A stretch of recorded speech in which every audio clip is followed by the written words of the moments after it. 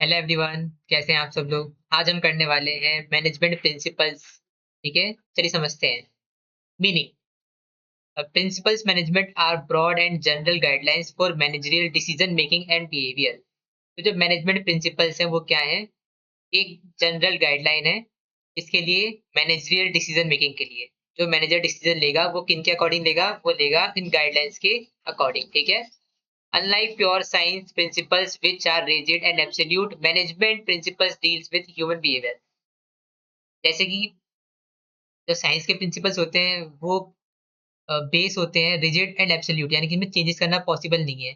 लेकिन जो management principles होते हैं वो डील करते हैं ह्यूमन से, और ह्यूमन का बिहेवियर क्या होता है? बहुत ही वॉलेटाइल होता है, जो कि इनएग्जैक्ट होता है। इसलिए हमें क्या करना पड़ता है? बार बार प्रिंसिपल्स में हल्का सा चेंज करना पड़ता है अकॉर्डिंग टू ह्यूमन, जिन पर हम डिसीजन ले रहे हैं, जिन पर एक्सपेरिमेंट हो रहा है, जिनकी ऑब्जर्वेशन हो रही है। ठीक है।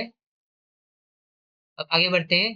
दे helps manager effectively coordinate humans and material resources to achieve organisational goals. ये हेल्प करता है मैनेजर्स को इफेक्टिवली कोऑर्डिनेट करने में ह्यूमंस और मटेरियल रिसोर्स। मटेरियल रिसोर्स यानी मशीनरी, टेक्नोलॉजी, है ना। और ह्यूमन रिसोर्स यानी कि आपके एम्प्लॉइज। उनके बीच में क्या है? इफेक्टिवली कोऑर्डिनेशन डिफाइन करता है। It providing a fundamental truth that act as a foundation for management practices. और मैनेजमेंट प्रैक्टिसेस जितनी भी हो रही है, जितनी भी मैनेजमेंट डिसीजन ले रहा है, उनके लिए फाउंडेशन प्रोवाइड करता है। क्या करवाता है? फाउंडेशन, फंडामेंटल, यानी कि बेस प्रोवाइड करवाता है ये प्रिंसिपल्स। अब नेचर बताया गया प्रिंसिपल्स की। नेचर क्या क्या है? तो प्रिंसिपल का पहला नेचर है आपका यूनिवर्सल। जो मैनेजमेंट प्रिंसिपल्स होते हैं वो क्या होते हैं? यूनिवर्सल्स होते हैं, जिनको आप हर ऑर्गेनाइजेशन में हर लेवल पर अप्लाई कर सकते हो। ठीक है। पेपर सेकंड, ये जनरल गाइडलाइंस होती है। Management principles management principle general guidelines है, जो कि रेडीमेड होती हैं, straight jacket solution to the manager problem. जो कि मैनेजर प्रॉब्लम आती है उनको सॉल्व करने के लिए एक स्ट्रेट गाइडलाइन है, स्ट्रेट रूल है, या फिर स्ट्रेट हिंट है। They are formed by practice and experimentation. और ये जो गाइडलाइन बनी है ये कैसे बनी है? ये बनी है आपकी प्रैक्टिस से और एक्सपेरिमेंटेशन से, सालों साल। ठीक है। तो प्रैक्टिस हुई है, एक्सपेरिमेंट हुए हैं ह्यूमंस के ऊपर, उनके बेसिस बनाई गई है ये प्रिंसिपल्स। अभी हम आगे पढ़ेंगे हेनरी फेयोल एंड टेलर वाले। They are highly flexible and be modified by managers to meet dynamic environment। और ये क्या है? फ्लेक्सिबल्स हैं।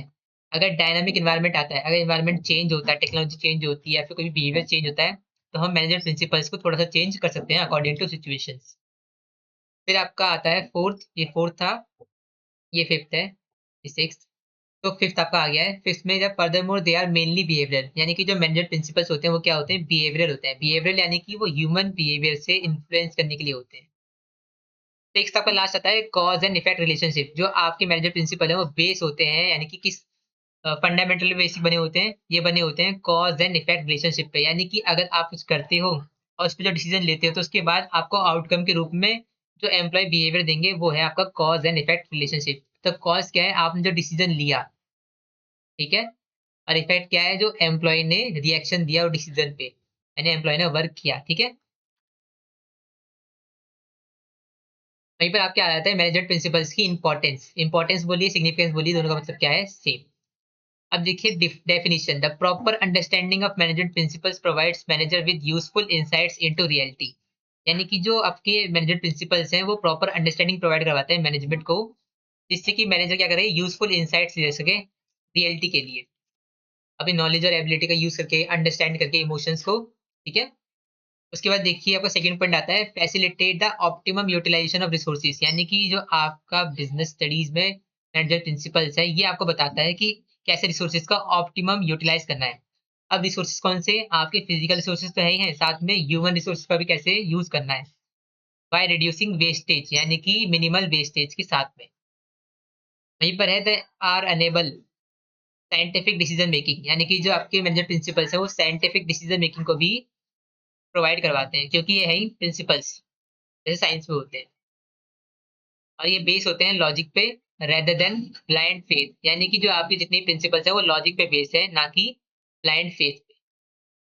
अब देखिए additionally meeting changes environment requirement. यानी कि जो आपके ये चेंजेस है उनको, जो चेंज होते रहते हैं लगातार, उनको मीट करने के लिए, उनसे कोप अप करने के लिए मैनेजर प्रिंसिपल्स यूज किए जाते हैं। फिर आपका लास्ट पॉइंट है fulfilling social responsibility. Social responsibility को फुलफिल करने के लिए आपके मैनेजमेंट प्रिंसिपल्स दिए गए हैं, जैसे कि फेयर रेम्यूनरेशन, जो भी हम आगे पढ़ेंगे, है ना, जो कि सर्व करता है as a core basis of management training, education and research. अब आपका है फेयल्स। अब ये फाइल बोलिए, फाइल मतलब कि पहले आपके मैनेजमेंट प्रिंसिपल देने वाले व्यक्ति थे, ठीक है, जिन्होंने कितने दिए थे, जिन्होंने 14 एडमिनिस्ट्रेटिव प्रिंसिपल दिए थे। बच्चों ध्यान रखना, 14 एडमिनिस्ट्रेटिव प्रिंसिपल्स, ठीक है, जिनका फोकस था only on top level management, जिनका फोकस था only on top level management. अब देखिए डिवीजन ऑफ वर्क, तो इन्होंने 14 दिए थे, तो अभी हम 14 के 14 के मैनेजमेंट प्रिंसिपल्स के बारे में जानेंगे। तो पहला है आपका डिवीजन ऑफ वर्क, दूसरा है डिसिप्लिन, तीसरा है अथॉरिटी एंड रिस्पॉन्सिबिलिटी। चलिए हम पहला पढ़ते हैं। डिवीजन ऑफ वर्क कहता है आपसे कि जितना भी काम है आप उनको छोटे छोटे टास्क में, यूनिट्स में बांट दो और उनको असाइन कर दो, इंडिविजुअल्स को, लोगों को, यानी कि एम्प्लॉइज को असाइन कर दो काम करने के लिए, उनकी कैपेबिलिटी और लीडिंग स्पेशलाइजेशन के अकॉर्डिंग, जिससे कि एफिशिएंसी क्या होगी, इंक्रीज होगी, ठीक है। वहीं पर सिंपल सा डिसिप्लिन कहता है require obedience to organisation rule, यानी कि डिसिप्लिन कहता है कि आपके ऑर्गेनाइजेशन में जो भी रूल्स हैं, जो भी एग्रीमेंट्स हैं, है ना, उनको डिसिप्लिन में फॉलो करना है। अगर फॉलो नहीं करते तो उन पर पेनल्टीज का यूज करके उन्हें डिसिप्लिन में लाया जाए, ताकि जो ऑर्गेनाइजेशन में फंक्शनिंग हो रही है वो क्या हो पाए, स्मूथ हो पाए। थर्ड आपका आता है अथॉरिटी एंड रिस्पॉन्सिबिलिटी। तो ये बोलता है एक ऑर्गेनाइजेशन में अथॉरिटी और रिस्पॉन्सिबिलिटी होनी चाहिए। तो बच्चों अथॉरिटी का मतलब है right to give orders, responsibility का मतलब है obligation to complete the task, ठीक है। एक मैनेजर है, उसने अपने एम्प्लॉय को ऑर्डर दिया, ठीक है, तो ये जो ऑर्डर दे रहा है ये क्या है, अथॉरिटी, और जो एम्प्लॉय पूरा कर रहा है इसके ऑर्डर्स को वो है रिस्पॉन्सिबिलिटी, ठीक है। अब आपका आता है, और भी है, पहले हम 3 पढ़ चुके हैं, अब हम पढ़ेंगे चौथा, ये फिफ्थ और ये सिक्स्थ, ठीक। तो देखिए फोर्थ क्या है आपका, scalar chain. Scalar chain refer करता है formal unbroken line of authority and communication ranging from highest to lowest, यानी कि आप सिंपल बोलना चाहता है, देखिए ये मैनेजर है, ये उसके अंदर एक एम्प्लॉय है, उसके अंदर एक एम्प्लॉय और उसके अंदर एक एम्प्लॉय, ठीक है। तो ये मान लीजिए ये है टॉप लेवल मैनेजमेंट, ये है मिड लेवल मैनेजमेंट, ये है लोअर लेवल मैनेजमेंट, और ये है वर्कफोर्स यानी कि वर्कर। तो देखिए जो एक कम्युनिकेशन होगी वो क्या होगी, वो टॉप लेवल से पहले मिड लेवल में पहुंचेगी, मिड लेवल से लो लेवल पहुंचेगी और लो लेवल से वर्कर तक पहुंचेगी, ठीक है। अब ऐसा तो है नहीं कि टॉप लेवल मैनेजमेंट डायरेक्ट जाके वर्कर से बात कर लेगा, ऐसा पॉसिबल नहीं है। क्यों? क्योंकि क्या कहता है स्केलर चेन का एक प्रिंसिपल कहता है कि जो बातें होती हैं, जो कम्युनिकेशन होती है वो क्या होती है, हाईएस्ट टू लोएस्ट जाती है, हाईएस्ट टू लोएस्ट जाती है, ठीक है। वहीं पर जब कभी कभी इंपॉर्टेंट सिचुएशंस हो जाती हैं, इमरजेंसी की सिचुएशन आती है, तो जो इमरजेंसी की सिचुएशन में इतना लंबा फॉर्मेट फॉलो तो नहीं करेंगे। अगर आपको डायरेक्ट क्या करना पड़े, कम्युनिकेशन देनी पड़े एक डिपार्टमेंट से दूसरे डिपार्टमेंट में, देखो तब इसे क्या बोलते हैं, गैंग प्लैंक। क्या बोलते हैं इसे, गैंग प्लैंक। जब आपको इमरजेंसीज में आपको डिले को अवॉइड करना है कम्युनिकेशन के, तब हम इस सिचुएशन में जो हम इंफॉर्मेशन ट्रांसफर कर देते हैं उसे बोलते हैं गैंग प्लैंक, ठीक है। अब आपका आता है principle of order. Principle of order कहता है specific place for everything and everyone, यानी कि एक स्पेसिफिक प्लेस होगा जहाँ पर मटेरियल रहेगा, और जहाँ पर मटेरियल क्या रहेगा, एक सोशल ऑर्डर में रहेगा, एक ऑर्डर में रखा रहेगा, जिससे कि जो भी काम में टाइम की लिमिट क्या है, मेंटेन रहे। मान लीजिए अगर कोई सामान यहाँ रखा है, एक एक सामान यहाँ रखा है, एक सामान यहाँ रखा है, और व्यक्ति काम यहाँ पर करता है, तो उसे यहाँ जाना पड़ेगा सामान लेने के लिए, फिर यहाँ जाना पड़ेगा, फिर यहाँ जाना पड़ेगा, जिससे कि टाइम की क्या होगी, वेस्टेज होगी। तो जो सामान है वो क्या रहेंगे, लाइन से एक जगह पे रखे रहेंगे, और व्यक्ति जो काम करेगा उस पास रखे रहेंगे, ताकि जब भी सामान लेना हो तो उसका जो टाइम है कम वेस्टेज हो, है ना, देखा है ना, विदाउट टाइम वेस्टेज। अब आपका आता है इक्विटी। देखिए इक्विटी, इक्विटी कहता है कि manager should exhibit kindness, justice, fairness in the behaviour towards workers, ensuring no discrimination on account of sex, religion, language और belief, which foster loyalty and devotion. यानी कि मैनेजर को क्या करना है, मैनेजर को कभी भी भेदभाव नहीं करना है अपने एम्प्लॉइज के बीच में, ये रहता है इक्विटी का रूल, ठीक है, सबको इक्वली ट्रीट करना है। अब आपका आता है subordination of interest, remuneration and centralisation. तो ये फर्स्ट, ये सेकंड, ये थर्ड, पर इसे नंबर दे देता हूँ ताकि आप कंफ्यूज ना हो पहले वाले की रेंज में। तो पहले क्या था, पहले 4 5 6, ये आपका 7 8 और 9। तो देखिए, subordination of individual interest to general interest, इसका मतलब सिंपल सा ये है कि जो ऑर्गेनाइजेशन का मेन गोल है उसको अचीव करने के लिए, कि जो ऑर्गेनाइजेशन का मेन गोल है इसको अचीव करने के लिए इंडिविजुअल्स के गोल्स को क्या करना पड़ता है, इंटीग्रेट करना पड़ता है, जोड़ना पड़ता है। ठीक है, कैसे? अगर इंडिविजुअल गोल है कि भाई मैं पैसा कमा के कुछ अपना सामान खरीद लूं, तो उसे पैसे कहाँ से मिलेंगे? सैलरी से मिलेंगे। और सैलरी क्यों मिलेगी? तब जब वो ऑर्गेनाइजेशन के गोल को अचीव करने में हेल्प करेंगे, तब मिलेगी सैलरी। ठीक है, तो ये होता क्या है, मेनली आपको इंडिविजुअल से गोल क्या करना पड़ता है, कंबाइन करना पड़ता है, जिससे कि ऑर्गेनाइजेशन का गोल क्या हो पाए, अचीव हो पाए। वहीं पर देखते हैं आपका 8, रेमुनरेशन ऑफ पर्सनल। ये पर्सनल बच्चे पर्सोनेल है, पर्सोनेल का मतलब होता है सबऑर्डिनेट्स यानी एम्प्लॉइज, है ना। States that overall pay and compensation should be fair to both the employees, ensuring a reasonable standard of living and organization within its paying capacity। तो ये सिंपल बोलना चाहता है, जो रेमुनरेशन मिलेगा, जो कंपनसेशन मिलेगा, यानी कि जो सिंपल भाषा में जो सैलरी मिलेगी एम्प्लॉयज को, वो कैसी होनी चाहिए? वो कुछ ऐसी होनी चाहिए जिससे कि जो व्यक्ति है वो अपने स्टैंडर्ड ऑफ लिविंग को अच्छे से जी पाए, और जो पेमेंट हो रही है वो ऑर्गेनाइजेशन की कैपेसिटी के अंदर होनी चाहिए। ठीक है, फिर आपका है डिसेंट्रलाइजेशन एंड सेंट्रलाइजेशन। तो डिसेंट्रलाइजेशन और सेंट्रलाइजेशन में फर्क क्या होता है? सेंट्रलाइजेशन में जो भी डिसीजन मेकिंग अथॉरिटी होती है वो एक जगह होती है ना। लेकिन डिसेंट्रलाइजेशन में जो डिसीजन मेकिंग अथॉरिटी होती है वो क्या होती है, वो अलग अलग लेवल्स पर फ्लैटर्ड होती है ना, बिखरी हुई होती है। तो ये आपसे बोलता है concentration of decision making power at top is known as centralization, and decentralization क्या होता है, dispersal of authority among lower levels, यानी कि डिसीजन मेकिंग पावर्स को बांटने को क्या बोलते हैं, डिसेंट्रलाइजेशन। अब वो डिपेंड करता है nature of size of business and firms. ठीक है, अब देखते हैं आपका स्टेबिलिटी, इनिशिएटिव्स एंड एस्पिरेट डिकॉप्स। तो कितने हो गए थे यहाँ पर? 9 हो गए थे।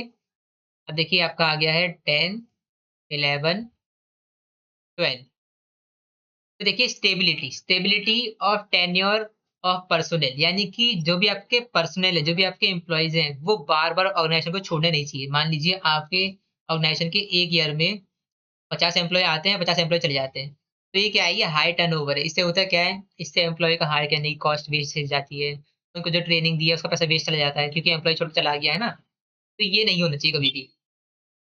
फिर आपका इनिशिएटिव, इनिशिएटिव का मतलब है कि जितने भी लोअर लेवल एम्प्लॉइज हैं या मिड लेवल एम्प्लॉइज हैं, उनको मौका मिलना चाहिए, उनको अपॉर्चुनिटी मिलनी चाहिए, ताकि वो इनिशिएट कर पाए मैनेजर डिसीजन मेकिंग पे, और उनको अपने ऊपर डेवलपमेंट यानी कि ट्रेनिंग विंग दी जाए, जिससे कि उनको डेवलपमेंट का ग्रोथ दिखे।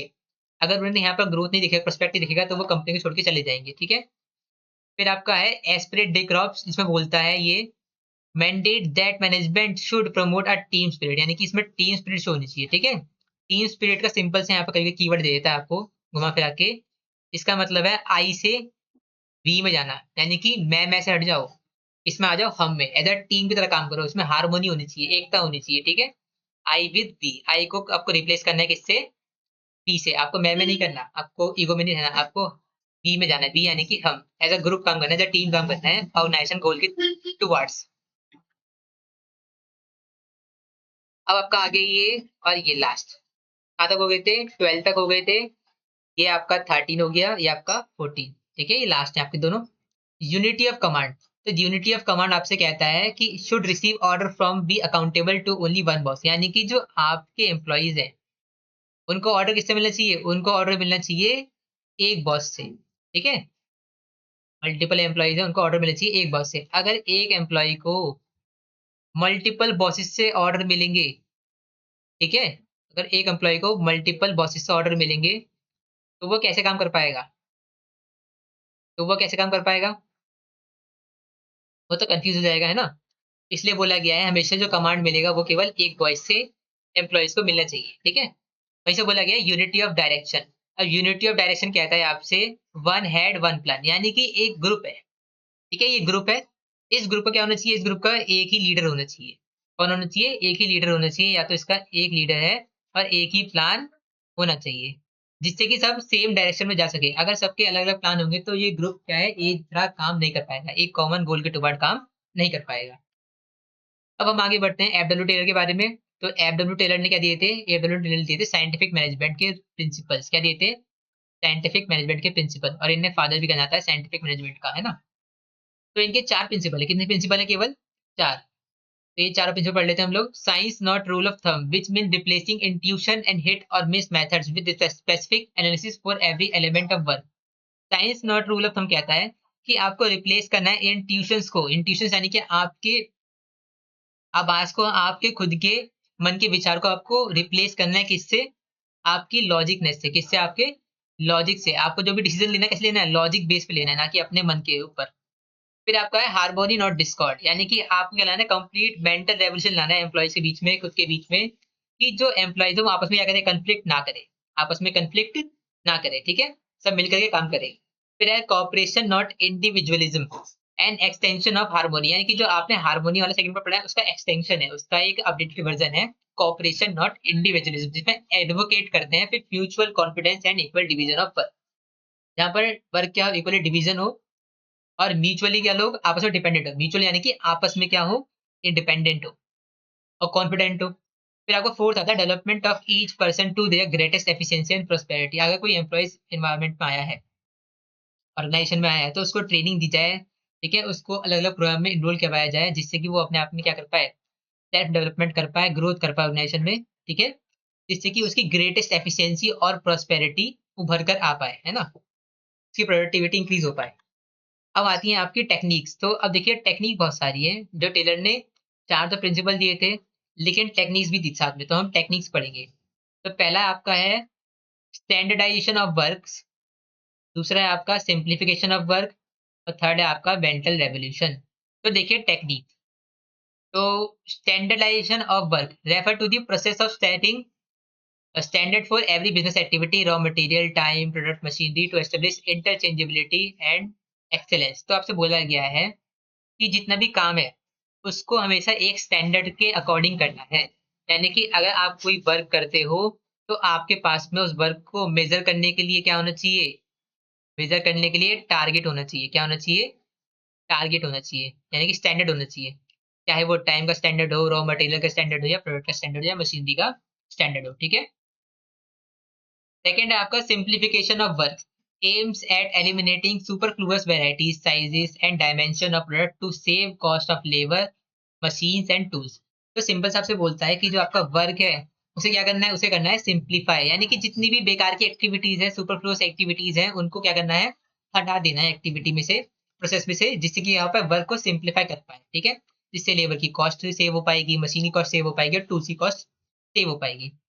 थर्ड है आपका मेंटल रेवोल्यूशन। तो मेंटल रेवोल्यूशन आपसे कहता है crucial technique involving a complete change in the attitude of both management workers from competition to cooperation. कभी कभी होता क्या है, जो मैनेजर है वो चिढ़ता है एम्प्लॉय से, एम्प्लॉय चिढ़ते हैं मैनेजर से, तो उनके बीच में क्या हो जाता है? मेंटल कन्फ्लिक्ट हो जाता है, इमोशनल कन्फ्लिक्ट हो जाता है, जिसको ये होना नहीं चाहिए। अगर ये होगा तो ऑर्गेनाइजेशन में वर्क कैसे होगा, ठीक है।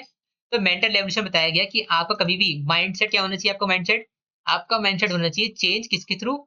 कन्फ्लिक्ट के थ्रू। आपके बीच में क्या होना चाहिए? हार्मोनी होनी चाहिए, है ना, कॉपरेशन होना चाहिए रेदर देन कन्फ्लिक्ट। अब आपका फोर्थ पॉइंट आता है फंक्शनल फोरमैनशिप। तो ये फंक्शनल फोरमैनशिप क्या है? फंक्शनल फोरमैनशिप एक टेक्निक है जिसमें डिवीजन ऑफ लेबर किया गया है ना, जिससे होता क्या है? जिससे होता है एक फैक्ट्री में अच्छा सा प्रोडक्शन की स्टेबिलिटी, स्मूथिंग, है ना, और स्पीड इंक्रीज होती है। तो देखिए फैक्ट्री मैनेजर होगा, उस फैक्ट्री मैनेजर के अंडर में 2 हेड होंगे, एक प्रोडक्शन इंचार्ज, एक होगा प्लानिंग इंचार्ज। प्लानिंग इंचार्ज के अंदर भी 4 एम्प्लॉय होंगे, प्रोडक्शन के अंदर भी 4 एम्प्लॉय होंगे, और इन सब के अंडर में क्या होगी? वर्क फोर्स, ठीक है। ये जो सिंगल वर्क लिखा है ना, ये नहीं, इसके अंदर होगा सिंगल वर्क फोर्स। सिंगल हटा दो, वर्क फोर्स लगा दो, क्या होगा? वर्क फोर्स होगा, ठीक है। अब वहीं देखिए factory manager, planning incharge, production incharge, यहाँ तक क्लियर है। यहाँ से मेन समझना है हमें इंस्ट्रक्शन वाले को। देखिए जो इंस्ट्रक्शन कार्ड क्लर्क होता है वो करता क्या है? वो इंस्ट्रक्शन देता है लोगों को, यानी कि जो वर्क फोर्स है उनको इंस्ट्रक्शन देता है इंस्ट्रक्शन क्लर्क। सेकंड है रूट क्लर्क। तो रूट क्लर्क है वो स्पेसिफाई करता है सीक्वेंस को, कि पहले कौन सा काम होगा, पहले कौन सी एक्टिविटी होगी प्रोसेस में। थर्ड आपका टाइम एंड कॉस्टलर। जो टाइम और कॉस्टलर है वो बजट शीट को बनाता है और टाइम शीट को बनाता है, कि एक काम को करने में कितना टाइम लग रहा है, कितनी कॉस्ट आ रही है ना, और कितना बजट है। फोर्थ आता है आपका डिसिप्लिनेरियन। इसका मतलब होता है ये इंश्योर करता है कि जितने भी वर्कर्स है वो क्या रहे? डिसिप्लिन में रहे, टाइम पर आ रहे हैं, टाइम पर जा रहे हैं, मिसबिहेव तो नहीं कर रहे। वहीं पर आपके प्रोडक्शन इंचार्ज के अंदर 4 आते हैं। तो पहला है स्पीड बॉस। स्पीड बॉस ध्यान रखता है कि जो आपका टाइम है वो टाइम पे कंप्लीट हो रहा नहीं हो रहा, आपका जो वर्क है वो टाइम पे कंप्लीट हो रहा है या नहीं। सेकंड आपका गैंग बॉस कहता है आपसे keep tools and machine ready, यानी कि जितनी भी मशीनरी यूज होती है फैक्ट्री में, जितने भी टूल्स रेडी हो रहे हैं मशीन है ना, वो सब क्या होने चाहिए, वो सब रेडी टू यूज होने चाहिए, उनमें कोई खराबी नहीं होनी चाहिए, उनको मेंटेन कौन करेगा, उनको मेंटेन करेगा आपका गैंग बॉस। थर्ड आपका है रिपेयर बॉस का मतलब है मेंटेन इक्विपमेंट्स, रिपेयर बॉस जितने भी इक्विपमेंट्स हैं अगर वो खराब हो जाते हैं तो उनको रिपेयर कौन करेगा, उनको रिपेयर करेगा आपका रिपेयर बॉस। फोर्थ आ रहा है आपका लास्ट में इंस्पेक्टर, इंस्पेक्टर क्या करता है जब भी गुड्स बन के निकल जाते हैं तो उनकी क्वालिटी को चेक कौन करेगा, इंस्पेक्टर। तो क्वांटिटी एंड क्वालिटी कौन चेक करता है, इंस्पेक्टर। फोर्थ था ना। फिफ्थ देखिए मेथड स्टडी, सिंपल हुक्म है, ये मेथड स्टडी है, मोशन है, फैटिग है और टाइम है, ये चारों ही क्या है, पार्ट है वर्क स्टडी का। किसका पार्ट है ये, वर्क स्टडी का। और वर्क स्टडी है आपका पांचवा पॉइंट, पांचवी टेक्निक, ठीक है। तो देखिए मेथड स्टडी क्या कहती है, मेथड स्टडी कहती है one best way of doing a job. तो आपको एक बेस्ट वे ढूंढना है जो कि जॉब को करने के लिए क्या है, बेस्ट है, इसमें टाइम भी सेव हो रहा है, इसमें कॉस्ट भी सेव हो रही है। मोशन स्टडी, मोशन स्टडी कहता है कि close observation of physical movement of workers to identify element wasteful unproductive movements. Motion study कहता है कि आपको वर्कर को काम करते हुए देखना है जिससे कि आप जान पाओगे कौन सी एक्टिविटी को आपको एलिमिनेट करना है प्रोसेस में से, जिससे कि वर्कर की जो एक्टिविटी कम हो पाए मूवमेंट की, और वो टाइम को सेव कर पाए वर्क करते हुए, है ना। और आपका आता है टाइम स्टडी, टाइम स्टडी कहता है use stop watch, stop watch को यूज करो और चेक करो कि एक वर्क को करने में कितना स्टैंडर्ड टाइम लगता है। अगर स्टैंडर्ड टाइम से ज्यादा लग रहा है तो इसका मतलब वर्कर अपनी एवरेज परफॉर्मेंस से बिलो काम कर रहा है, ठीक है। फिर आपका आता है फैटिक स्टडी, फैटिक स्टडी आपसे कहता है determine the amount and frequency of rest intervals. फैटिक study कहता है कि आपको देखना है कि वर्कर्स कितने टाइम बाद अपने प्रोडक्टिविटी को लूज करना स्टार्ट कर देते हैं। तो जब भी वो लूज करना स्टार्ट करें प्रोडक्टिविटी को, तब आप उन्हें देंगे एक गैप। क्या देंगे उन्हें, एक गैप। उस गैप से हो क्या, उस गैप से होगा कि उनकी जो मेंटल स्ट्रेस की रिड्यूस होगा, फिजिकल स्ट्रेस भी रिड्यूस होगा, जिससे कि वो जब थोड़ी देर बाद काम करने दोबारा लौटेंगे तो उनकी प्रोडक्टिविटी पहले जैसी ही अच्छी हो जाएगी, इंक्रीज हो जाएगी। फिर आपका है डिफरेंशियल पीस वे सिस्टम।